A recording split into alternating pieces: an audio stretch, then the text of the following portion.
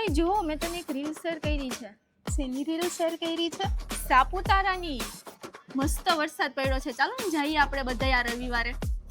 ઓહ વાવ, હા સાપુતારામાં વરસાદ બી મસ્ત છે, ઝાકળવાળું વાતાવરણ, હારે ગરમ ગરમ મકાઈ અને ચા. તો ફાઇનલ બુક કરી દઉં રવિવારનું.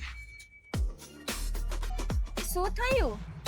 અરે યાર, ત્યારે જ મારા પીરિયડ્સ છે. તો શું થયું પણ? અરે યાર, પીરિયડ્સમાં ક્રેમ્પ્સ, લીકેજની પ્રોબ્લેમ, એમાંથી ઉપરથી વરસાદ હોય છે. ક્યારેક તો હું આઉટિંગ જ કેન્સલ કરી દઉં છું એના લીધે. તો પણ શું થયું યાર? અરે યાર, તને નહીં સમજાય. સમજાય છે બ્રો.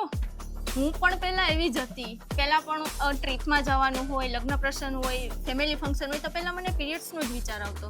ચાલ હું તને છે ને બતાવું. મારી ફ્રેન્ડે મને સજેસ્ટ કર્યું હતું પગભરનું પેડ.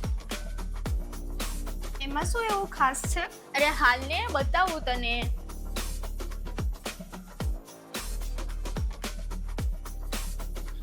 અરે આમની તો છે ને બેસ્ટ વાત તો એ છે કે આ છે પગભરનું પેડ. તો આમાં છે ને ગ્રાફિન ચીપ છે કે જે તને પીરિયડ્સમાં ક્રેમ્પ આવે છે ને જનરલી, તો એ ક્રેમ્પ્સ રિડ્યુસ પણ થાય છે અને તને રાહત મળે છે.